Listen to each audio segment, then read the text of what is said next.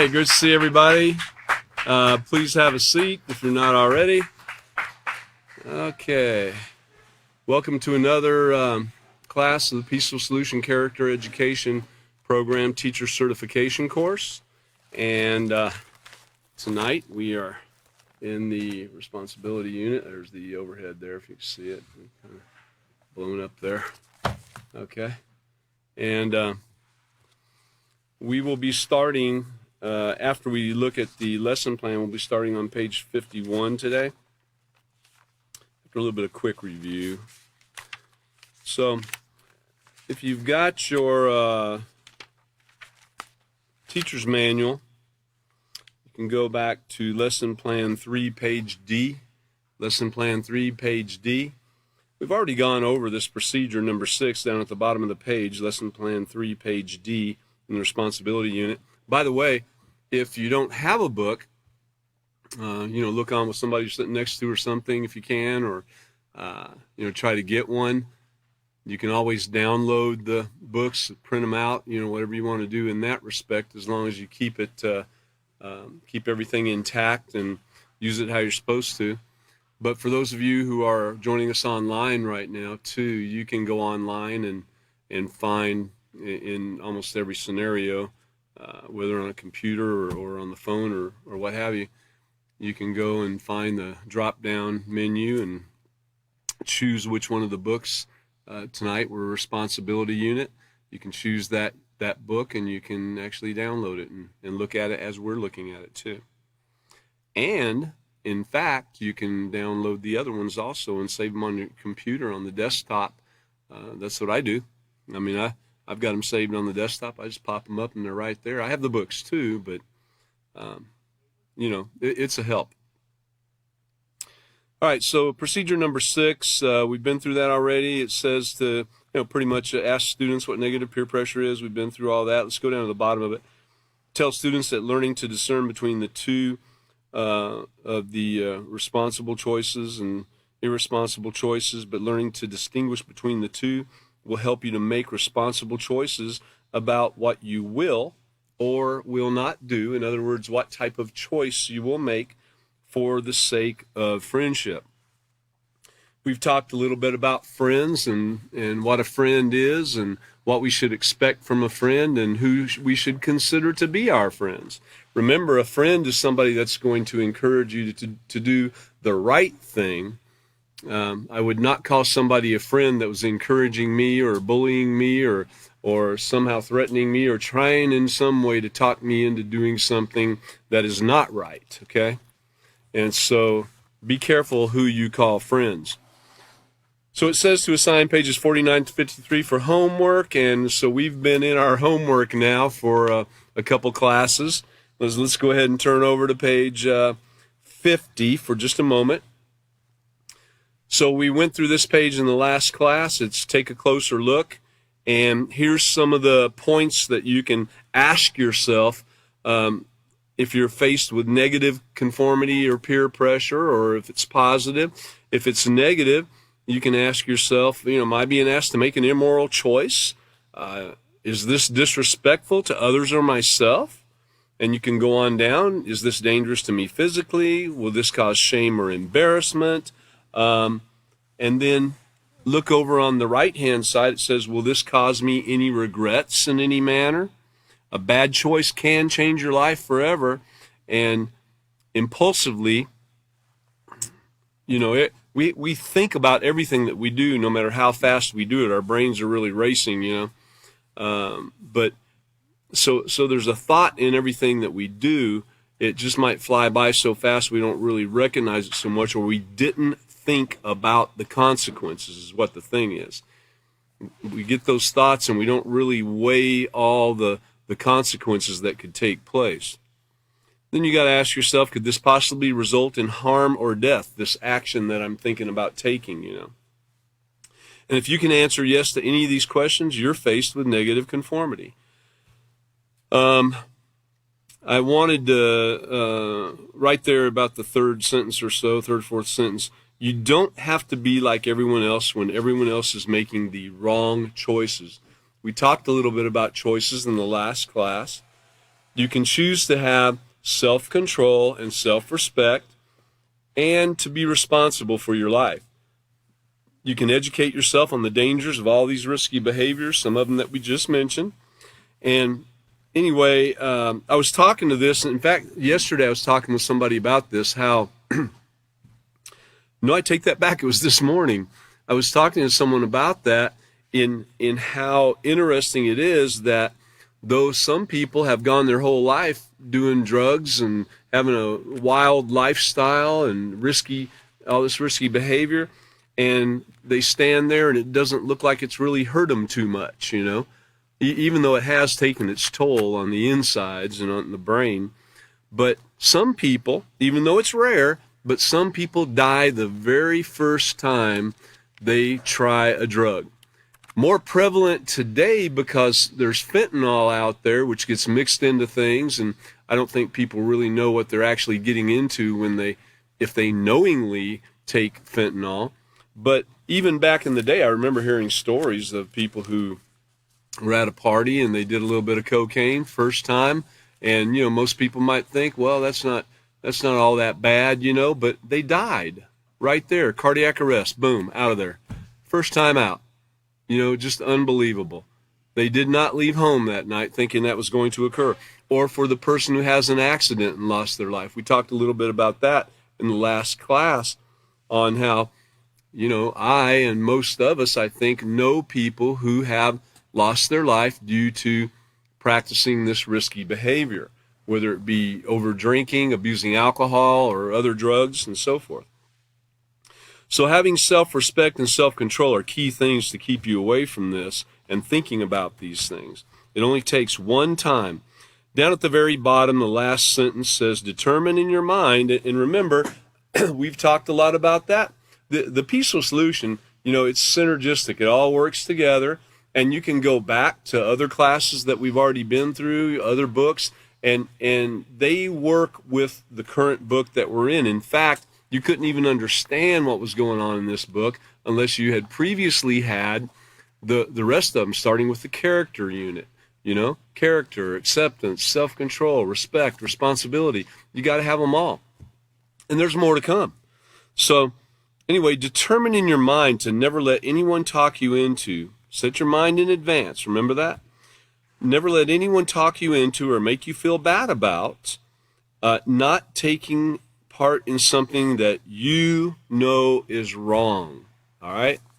Don't let anybody talk you into that. So that was just a little quick review there of some of the things that we had been talking about. And if you look on over to page 51, we talked about the other side of the coin. I'm going to go ahead and just go back through that real quick. It asks, how does positive conformity help me to be responsible to myself? Well, when you're able to choose positive conformity, and remember, conforming is to actually take on that character. We used, and have many times in classes, used the sock on how, it looks pretty plain and flat and simple until you slip it onto your foot, and it conforms to your foot and heel and leg and all that. And over a period of time, it actually takes on a little bit more of that shape. It's no longer flat and perfect and all. But you put yourself in the best position to have a successful life by choosing positive conformity. And just as there's positive conformity, there's also positive peer pressure. Those that encourage you. Having positive friends who have self-respect, they avoid risky behavior, and demonstrate compassion for others will help you to make responsible choices as well. It's a fact that if you surround yourself with people who make moral choices, that's choices that won't hurt yourself, won't hurt anybody else, won't hurt property or the environment. It's great for everybody. So that if you surround yourself with people who make moral choices, you too will be more likely to do the same. And of course, it works in the opposite also. If you're around people that are making negative choices and participating in risky behavior, you're likely to do the same thing. Individuals who are responsible know the difference between positive and negative conformity and then choose to conform to only that which is positive. That takes some thought. It takes the ability to practice those things. When you first start learning about these things, you think about it, you remember your teachings, your studies, you think about it, and you choose to do the right thing. Sometimes you mess up, you make a mistake, bad choice, you got to go back and start over again, And the thing is that even though these things take place, as you are learning, as you're going through the thought process and thinking about all the different things that the Peaceful Solution teaches along the way, as you're practicing them, as you are making right decisions, every little step of the way, it gets to where it's a little bit easier. It starts taking place more like habit rather than having to really sit and think and struggle with it all the time. Yeah, you're going to have struggles. You're going to have those tests sometimes where you might mess up. But the more you do this, the more you practice it, the more you make the conscious thought to do it, the more opportunity you have for it to become automatic when the pressure hits. That's the thing. When the pressure hits, when the heat's on, when someone pushes your button, whether they do it purposely or not purposely, when someone comes up and pushes your button, you know what I'm talking about. They come up and they do something that you just cannot stand, and you feel justified or whatever in attacking them, No, along the way, what will occur as you are practicing this Peaceful Solution is you'll be able to remain calm, and you'll look at the situation and say, hey, great, I made it through that one, So it's actually an opportunity. Don't go out pushing people's buttons, don't get me wrong, okay? But look at it as an opportunity for you to learn, or for you to check yourself and see, how you're doing. That's an important thing with the Peaceful Solution. And like I said, as we do it, it becomes habit. When the heat's on, it's just going to come out it's going to come out right. All right, so individuals who are responsible know the difference between the positive and negative conformity, and then choose to only do that which is right. And so then the list. Now, this is kind of where we dropped off on about the second or third bullet point, I think. But, yep. So positive conformity. Now, positive conformity is moral. It will help you demonstrate respect for life, property, and the environment. And respect, showing true care and concern, not only for, and you need to be doing it for yourself too. Some people don't respect themselves, and it's very important that you have self-respect.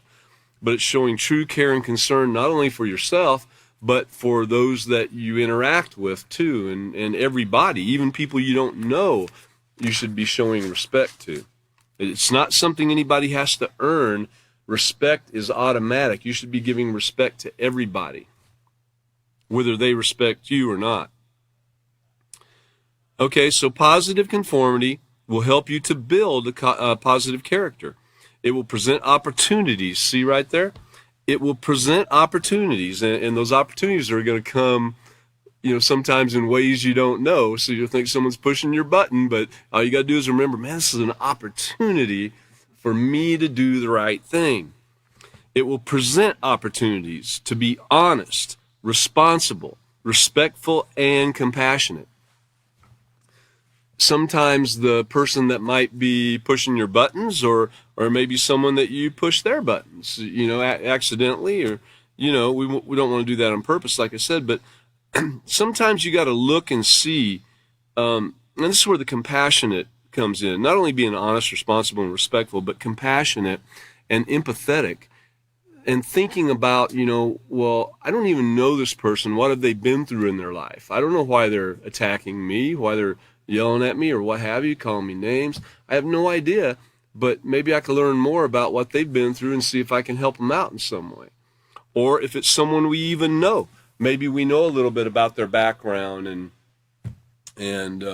maybe they had some very tough situations growing up, whether in their youth or or even as an old person, you know, maybe they've had a struggle. And so when we think about what they're going through, maybe we can be the person that, you know, shuts up and tries to make the situation right. Sometimes you got to think about it a little bit, and it doesn't occur right away. But if you got your mind on that, the wheels will start turning, and you can bring it together and do the right thing. Positive conformity will not cause you to compromise your mental or physical safety. It will not involve you in risky behavior. And that risky behavior covers so many different areas. It's not just like, you know, jumping off a bridge with a bungee cord attached to you. I mean, that's risky behavior, yeah. But it's not just that. It's things you do in everyday life. It's decisions that you make. Some of them you might consider to be very small decisions too.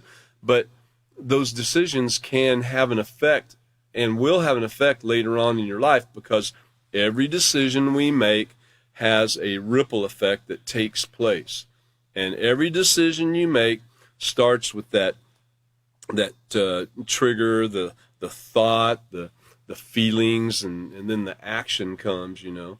And emotions are in there too. We're going to talk about a little bit about that when you get to the feelings part, the emotions. That's like such a huge thing. But positive conformity will not intentionally cause harm to others. You don't want friends who entertain themselves by making fun of others. I think that's something that is hard to get away from right there. I mean, I know people that they don't want to hurt anybody. I know people that I mean, they really don't want to hurt anyone. But along the way, they might still be making fun of people from time to time, you know, I was just kidding, you know, just teasing. And we're so used to it. It's so prevalent in society. We grew up with it. I mean, I'm sitting here now, I see a few people I've probably teased a little bit, you know, and looking back, even though they might laugh initially, you know, I know myself too, you know. Even though it might be laughing initially, sometimes there's extra thought about that, or it sticks with somebody, you know, whatever the case might be, whatever they were being teased about. You know, there's usually something really behind it, the teasing. There's something there. You're teasing somebody about not getting something done on time or something, you know, but there might really be something there. You probably really think that the guy doesn't get his stuff done on time. And it pops out with a smile on your face. Oh, man, you know you never get nothing done on time anyway.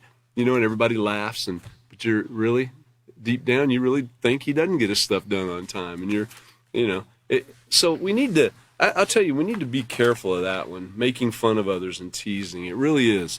It really is something that's hard to get away from. Positive conformity will not cause regret.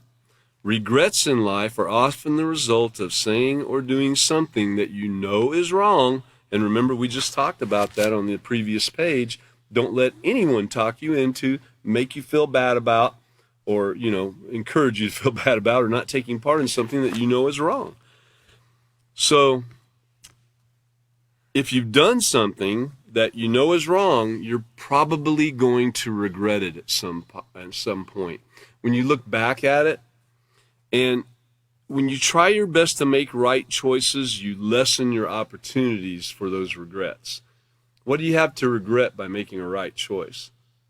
You're not going to have any guilt about making a right choice. You're not going to have regrets about making a right choice. It's the wrong choices that you're going to have a problem with. Positive conformity has the potential to help you build integrity. And the overhead, if you could show that real quick. There we go. Integrity. So the end result of internalizing positive character traits, so all of them building within you, that can be clearly seen in your actions and attitudes.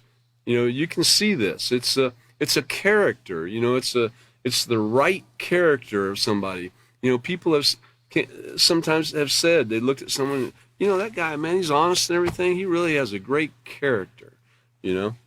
A lot of times they mix it with personality, but anyway, the end result of internalizing all this positive character and letting it build in you and looking at every opportunity properly and working through it, when it comes to being able to at some point in time do it more automatically, that means you're very well practiced in it, you're very well versed in it, and it's coming to you easier and easier, and you stand up even in the times when it's not so easy. You stand up and you do the right thing. That's called integrity.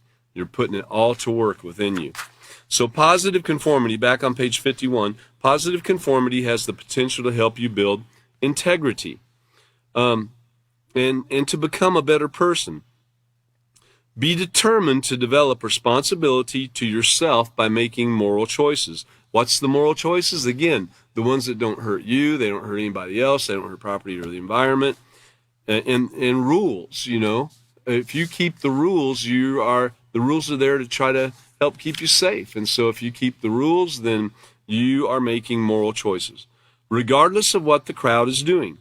Even if you lose a few friends at first, in time, you will make new friends who, like you, are trying to develop positive character. And I think that's what has taken place here with those I'm looking at right here at the headquarters. I think that's what's taking place, is that everyone is coming together and having friends that are trying to do the same thing and trying to change their character to be better people. And so we encourage each other along the way. Sometimes we make mistakes and have little conflicts and stuff, but hey, we're all still here. I'm still looking at you, So others will respect your courage and determination to make right choices, but most of all, you will respect yourself. And that's right. If you don't make the right choice, there's going to be some guilt. You're not respecting yourself. You're not doing the things you need to do to quit causing harm to yourself. We all need to remember that. Let's go ahead and turn over to page 52. Now, this is a scenario. We've got a couple of them here, 2 or 3 that we're going to look at. And this first one, scenario 1, Simon's hobby was collecting stamps. Okay, let it build in your head there, get the video playing. He had a pretty impressive collection that had been passed down to him from his dad. Who knows how many pages long it was, and, all these stamps in it and everything. Simon had been looking for a long time for a special stamp to add to his collection. When he finally found it, he saw that it cost $300. Man, that sounds like a lot of money for a stamp, or for a stamp to me, but I'm not a stamp collector. I'm sure it's probably not that much anymore, but he simply could not afford it and probably would not be able to earn enough money to buy it for quite some time. Now, Frankie, Simon's friend, noticed that the glass display case was unlocked, and the salesman was, helping another customer. So you got the picture showing up there in your mind. You're in the store there. He wants that really bad. He can't afford it. It's $300, but that would really complete his collection. And so here he has his friend suggesting that Simon reach inside the case and steal the stamp. That's no big deal. Carl and I do it all the time. How do you think I was able to get all those CDs? Well, all right, so is this person influencing Simon to conform to negative or a positive standard? That's negative, right. He's encouraging him to do a negative thing. And even though he says it's no big deal, and he says, it's not going to hurt anybody and everything, it's going to hurt the store owner, isn't it? It's going to hurt probably the store owner's family. Maybe he won't be able to buy something he needs to buy for the family, or pay the house payment, or pay the payment on the store, or whatever the case might be, the insurance or something. Or definitely it will hurt Simon. You got to look at that. Remember, when you make a wrong choice, there's going to be regrets, there's going to be guilt. What occurs to people who get regrets and guilt that just build up and build up and build up and don't seem to ever go away? They get depressed. Then they're just sitting around not doing anything and don't want to talk to anybody, and their life is just miserable, So you will suffer for doing the wrong thing. All right, so then what should be the choice, the responsible choice that Simon should make? Well, as everybody is probably aware of here, the right choice would be to not listen to his buddy that is encouraging him to do the wrong thing, but to tell him, no, I'm not going to do that. That's stealing. That's not right. And try to make some impact on his life. But at this point, he probably really needs to look and see, give a little more knowledge and understanding, and checking out his friend and seeing if he wants to call him a friend or not, you know. That would be the responsible choice, to tell him, no, I'm not going to do anything dishonest, you know. So,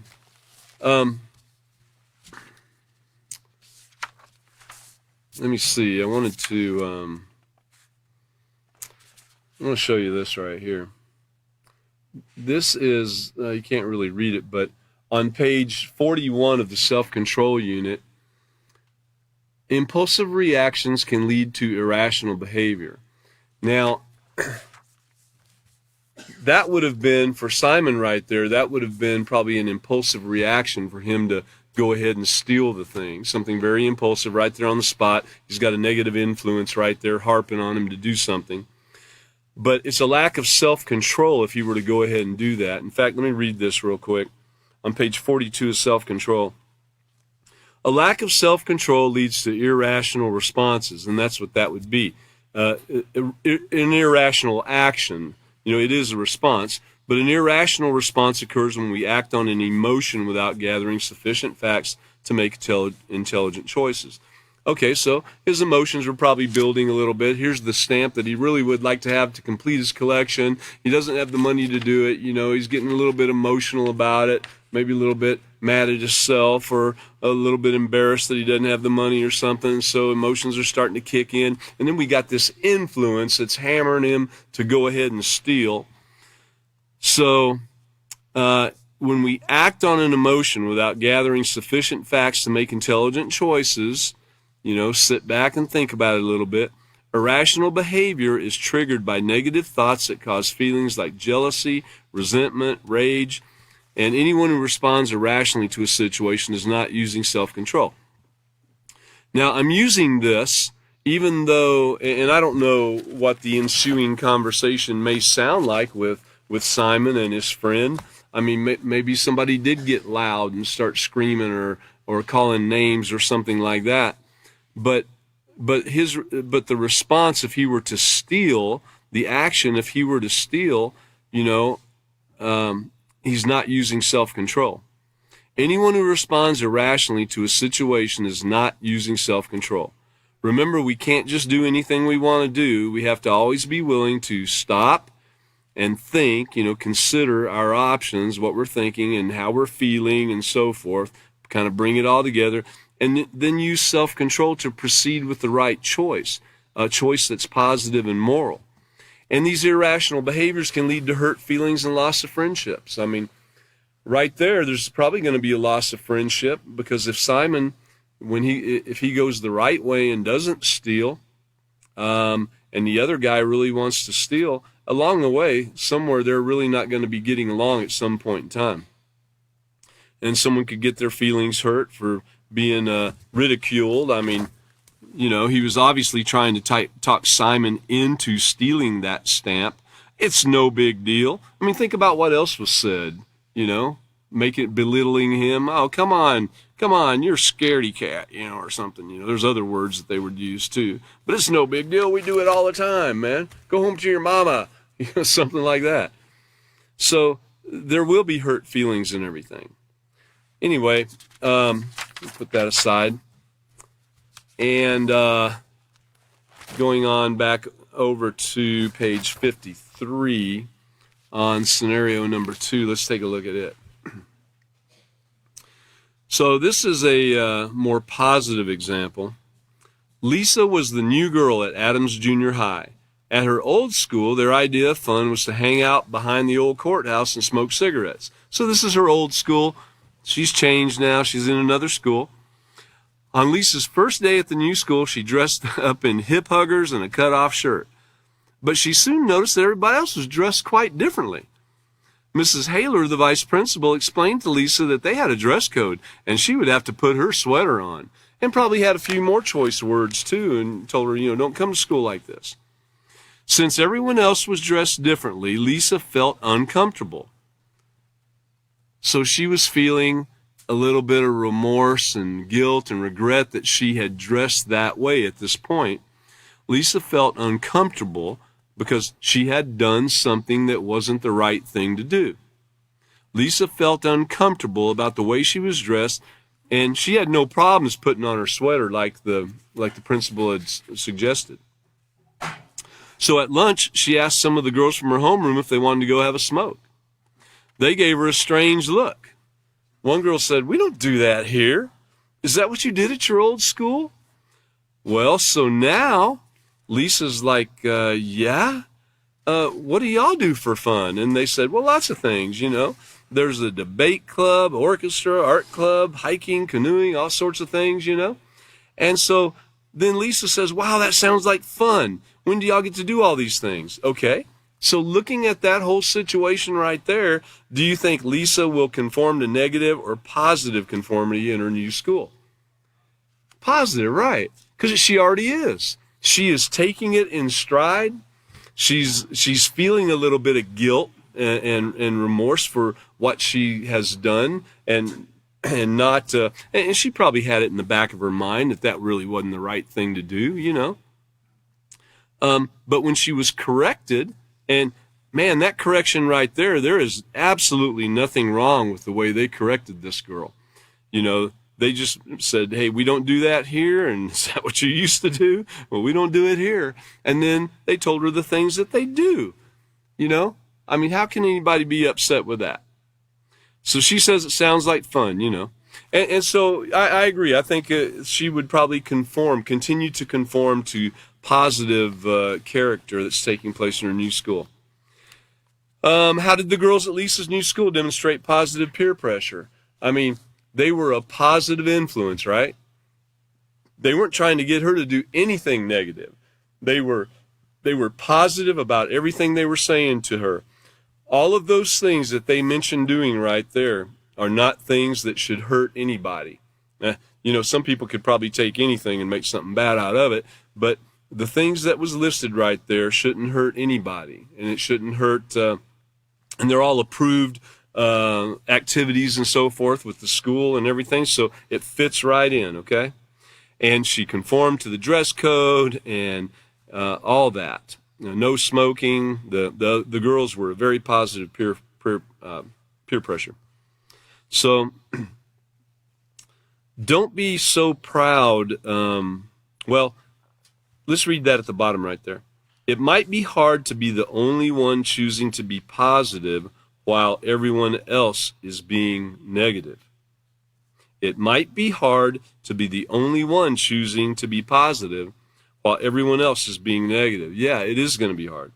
So be prepared, because when you are committed to being responsible, you just might be the only one standing for what is right. So you've got to humble yourself, and like she did humble herself and accept that correction, really light correction there, and started seeing the benefit of the positives. And then, like the girls that were there with her giving the positive influence, even though all of them, it's not really, it says it might be hard to be the only one choosing to be positive, but all those girls were choosing to be positive and helping her out. So at some point in time, maybe she can stand up and even though she's the only one, stand up for what is right. So, but anyway, the right thing was done there.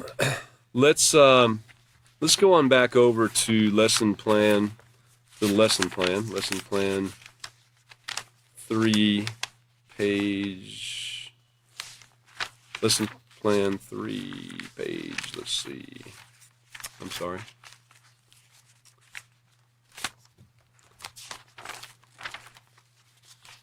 Lost my page here for a minute. Hang on.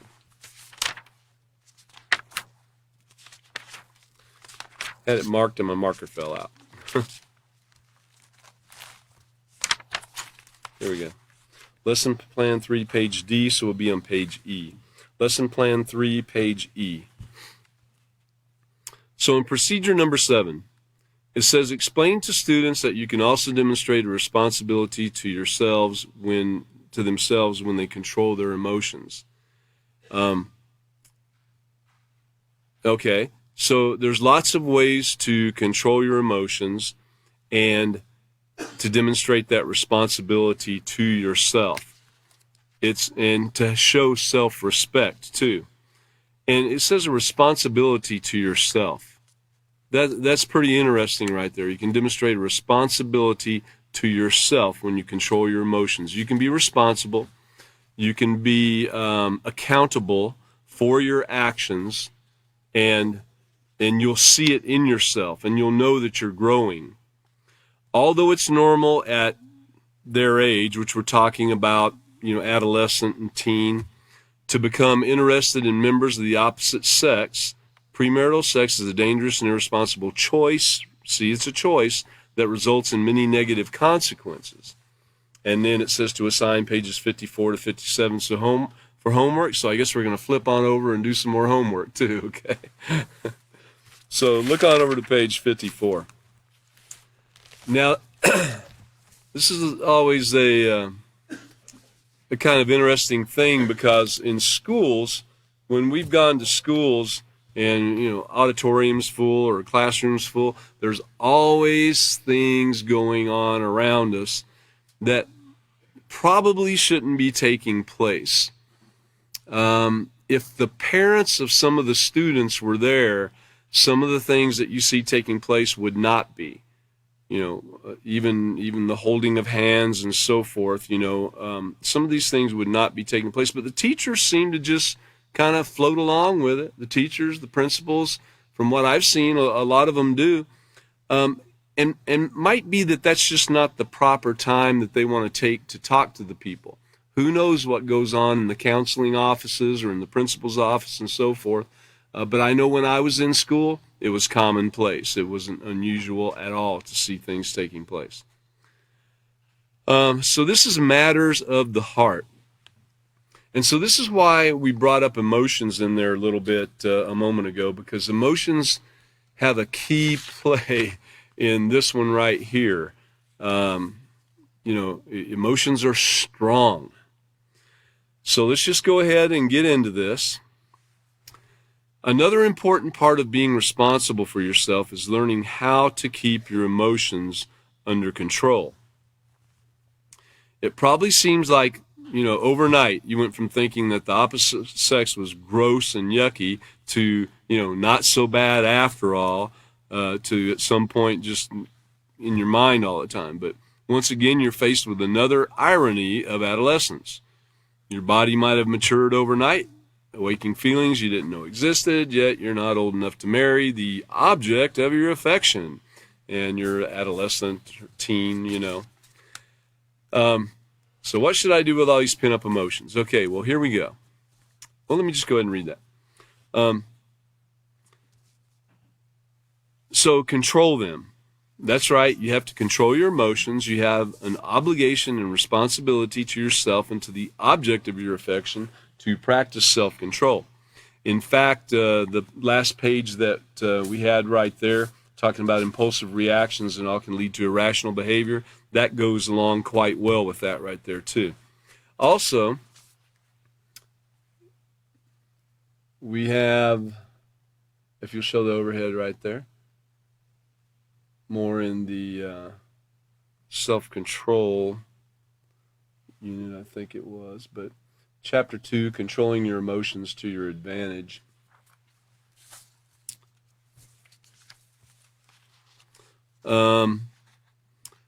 So this one right here, it starts out and it says, you have the power to control your thoughts and emotions that arise from the way you perceive a situation. Emotions are what we feel, and no one feels the same way every day. Notice you have the power to control your thoughts and your emotions. In fact, I remember, and I've told this story many times, and so have some of the other teachers, but, the author of the Peaceful Solution had directed one of the teachers one time to not be so emotional about a situation.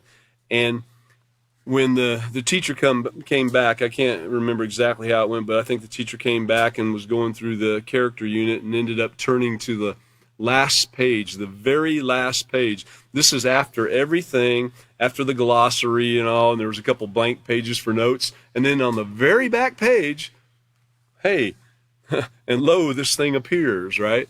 And it says basically not to base your decisions on emotions. Do not base your decisions upon emotions. You know, you've got to think about what you're doing. If you're basing your decisions on emotions, you're pretty much going to be wrong most of the time. Because emotions send you off here and there and everywhere. You know, you just can't make logical, sound decisions by using your emotions. So going back to this, you have the power to control your thoughts and the emotions that arise from the way you perceive a situation. Please remember that word perceive, because some people might perceive a situation different than the other person. If there's 4 or 5 people involved in a situation, I bet you everybody is perceiving it a little bit different. Emotions are what we feel, and no one feels the same way every day. You could have a situation come, and you might have a total different feeling about it one day than you do the next day, based upon what you'd been through earlier that day, based upon what you ate for breakfast, based upon what occurred at work, or what have you. There's so many factors that can come into play, so many influences that change from one day to the next that could have an effect on how you think and feel and act about things. So the emotion thing, the feeling thing, is where we really need to put a halt on things.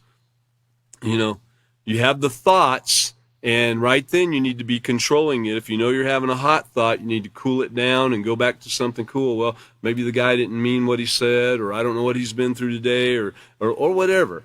You know, in this situation, you start thinking about the thoughts, and you start thinking back on more of an exact track on saying, you know, you're in this school to learn and get your education and everything. You're not here to you know, find a boyfriend, a girlfriend, or whatever, you know.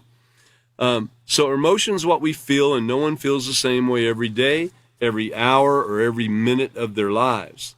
Have you ever felt cheerful one minute, and then a situation occurs and you find yourself down and depressed? So you find yourself down and depressed. Now, if you're down and depressed, do you think you would make the same decision on something that day as you would on a day that you were joyful and just, you know, very glad about everything going on? Think about it.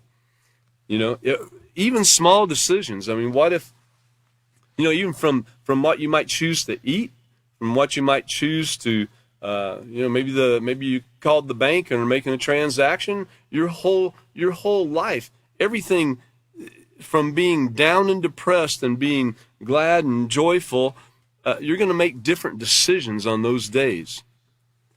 Although emotions change, they are nonetheless important to our lives. Emotions inform us of our likes, dislikes, and needs. They also help us to communicate with others and allow us to enjoy life's experiences. Without emotions, life would be dull and boring. We'd be like robots. There would be no, you know, I mean, I don't even think you'd be smiling, because, you know, you got to be kind of thoughtful of something. Something needs to bring that smile to your face and all. Life would be dull and boring. Our experiences would be lifeless, and our communication and relationships would be uninteresting. However, as important as emotions are, if they're not controlled, they will control you. Emotions that are uncontrolled can lead to poor choices, which in turn can lead to impulsive behavior that you might regret. And in this chapter, you'll explore some of the consequences of not controlling your emotions. You will learn more about the importance of practicing self-control regarding your feelings. So, if they're not controlled, they will control you. That's the whole thing about self-control. If you are not controlling yourself, if you're not controlling your, I'm making the kind of motions of a puppet, you know, a puppeteer, how he'd hold the puppet up there with the strings and all. So if you're not controlling your own emotions, someone or something is controlling you like a puppet on a string. They're just working you. And that's the whole thing is, and I'll use like, well, the section we're in right there, matters of the heart. That is quite common for a person to be manipulated by, one person or another. In this case, of the opposite sex, that they could be manipulated, and it doesn't matter if it's a man or a woman. The manipulation can take place from either party. But it also applies in daily life and work and school and everything else too, and in all the situations and conflicts and everything that you run into. If somebody knows that you're a hothead and they want to push your buttons just to kind of laugh about it and see how you're going to go off and everything, people do that. They want to see somebody get upset. They want to push your buttons. They want to be the puppeteer, watching you being manipulated, acting like a fool or something, And so they do that. And if you can control your emotions, then you're in control. You're not giving your control over to that other person. You're not playing their game. That's the thing. They might be the king of the game players, ready to manipulate a lot of people and everything, but if you don't give in, you're not letting him have, or her or whoever have that control, then you are in self-control. And that's when you can be, very pleased that you're doing something right. Don't get all proud about it and everything, but you can be pleased that you're choosing to be positive while everyone else around you is choosing to be negative. So, looking back at this on page 54, our homework, the society we live in does not make this very easy to do. Think about the things around us, the influences around us. I mean, even if you do very well at not turning on the radio and listening to a tear in your beer and all that stuff, having your IQ go down, even if you do very well in avoiding all those negative influences, somewhere, somehow you're going to get around people where the negative influences are flowing. You might even go to the store and they have music or something playing in the background, and it might pop up an old song. In fact, I have noticed that I really don't understand, with all the music they have coming out these days and everything, why they really need to play stuff from my era, but they do. And, of course, those things, they just pop into your head. You probably know every word to the song, or you could listen to the first three notes and know exactly what the song is, and it's out there playing. And so it's an influence for you, and it could be a negative influence depending upon what took place when you were listening to that song at one time or another. And so then your emotions can start changing, your feelings can start changing, and they are very, very, very strong. And that's why it says this society we live in does not make it easy to control your emotions. And then, you've got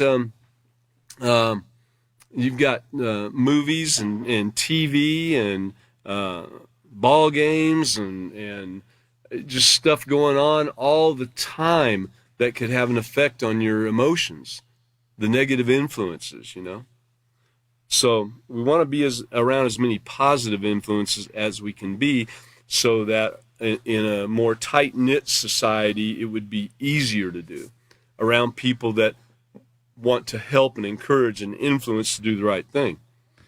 So we live in a society where sex is part of almost every TV show, song, commercial, movie, magazine, music video.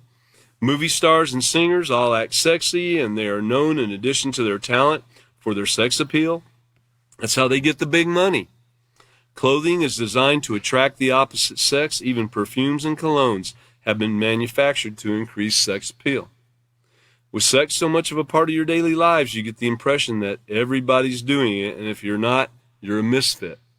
And so then that makes a person, they start having thoughts and then that affects their feelings, their emotions get involved, and then that can have an effect on their actions, depending upon which way they choose to go, whether they choose to be influenced by the negative or they choose to be influenced by the positive. And it's a hard thing to do, especially when it looks like everybody's doing it. I must be a misfit. What am I doing here? The problem is that with so much emphasis on this sex, there is very little emphasis placed on the consequences of having sex before marriage. And there's this next part here. I mean, it's absolutely right. There aren't any sitcoms. Sitcoms are situation comedies that are on a TV, with popular actors, and everything's funny. Everything that takes place is funny, and they have a laugh track playing in the background, to make you laugh. I mean, if it didn't have the laugh tracks, you'd probably sit there and think, what is wrong with those people? But you hear the laugh track, and then you're like, laughing along with it. So those are sitcoms. And none of them are depicting young women and men getting diagnosed with herpes or syphilis. No, it doesn't show them going to the doctor and getting all that done, and then the negative side of all that thing taking place. It doesn't really show that.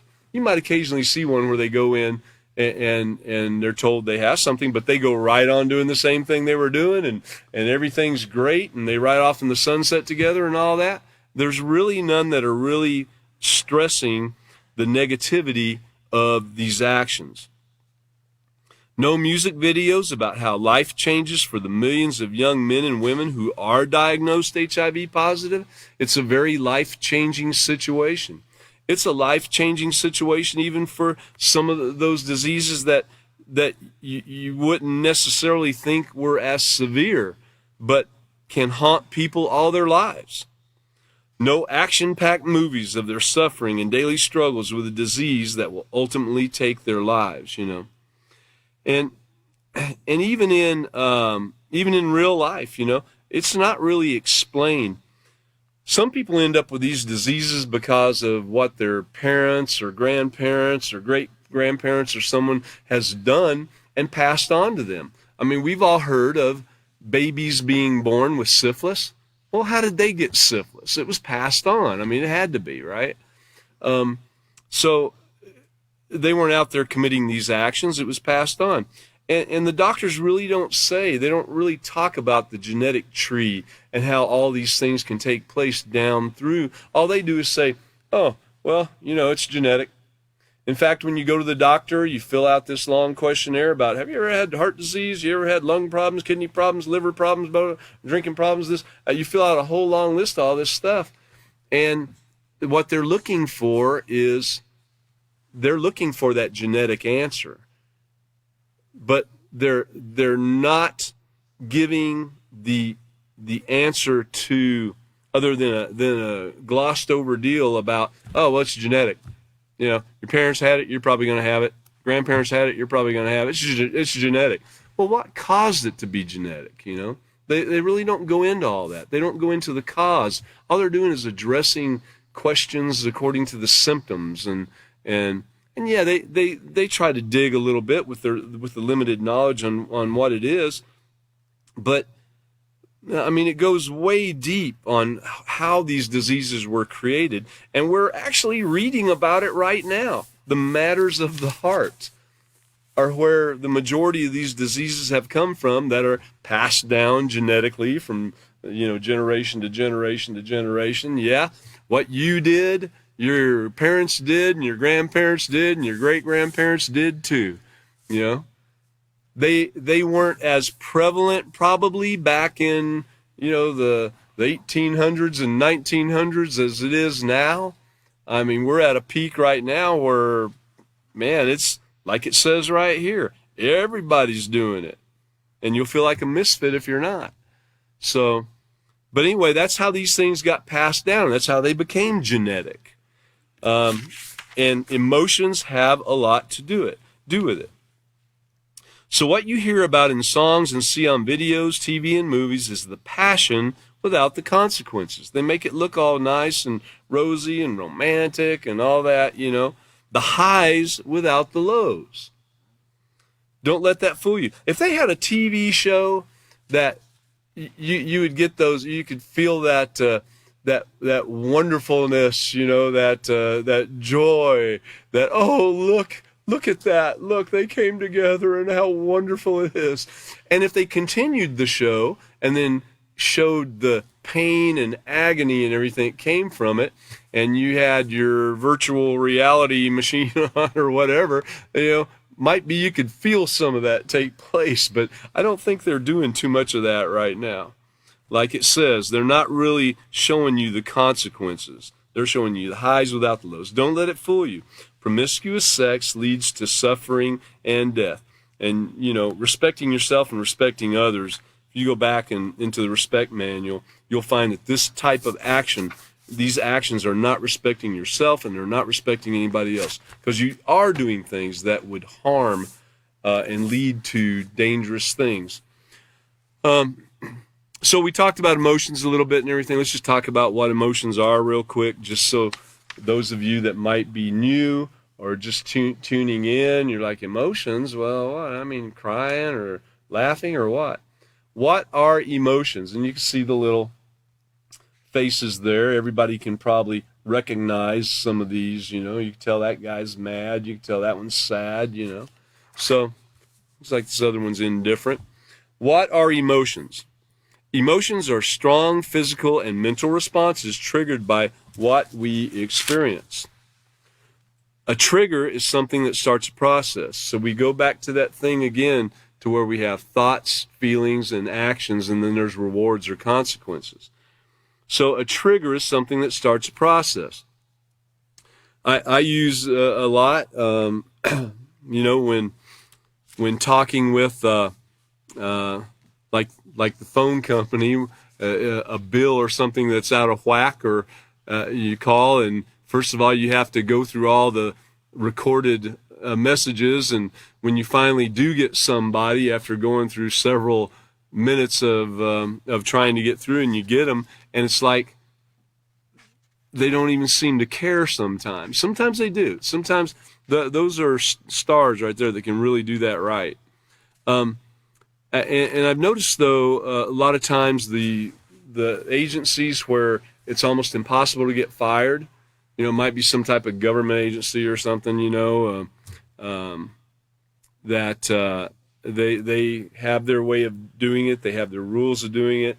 There's no explanation of it or anything else. It's just go here, go there, go over here. Well, why didn't you tell me this before? But you didn't have that in the brochure, and they don't seem to care. And they just move you through there like cattle, and it takes hours and hours and hours. And that was always something that kind of triggered me a little bit, was seeing that kind of stuff take place. Whereas if you entered an agency where customer service was their number one thing, they're ready to listen to you.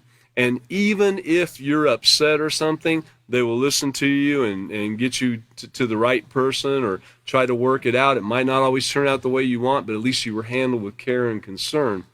So that always triggered a little bit of the process for me, to where I started having thoughts like, oh man, if these people were working for me, they'd be out the door, And then the emotions kind of started, and if you're not careful, then you're going to do something stupid that you would regret later. So that's just one of those things. But responses can be triggered, the thought process can be triggered through anything. An example is given that you walk into the kitchen one day, just came in from school, and your grandma was baking cookies, Well, later on in life, you smell that smell again. It smells just like her cookies, and you get that warm, fuzzy feeling, and you're just in a great mood. Nobody can do anything to bother you. And so, or it might go the other way around, to where you smelled something, heard something, saw something that reminded you of something that took place, and it was a bad situation, and you might get in a bad emotional state right at that time and do something stupid, So emotions are strong, okay? You can read that for yourself in the self-control unit. That's page 30. And I encourage you, self-control. You got to have self-control to do any of this. To practice the peaceful solution, you have to have self-control.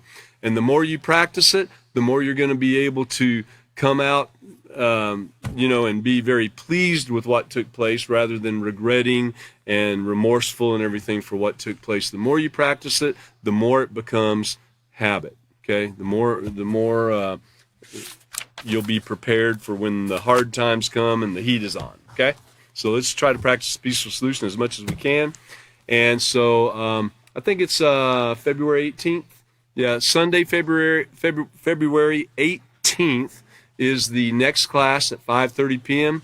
And it should be Chris, but we'll see when that day gets here, I guess. So 5:30 p.m. on the 18th, okay? We look forward to seeing you again.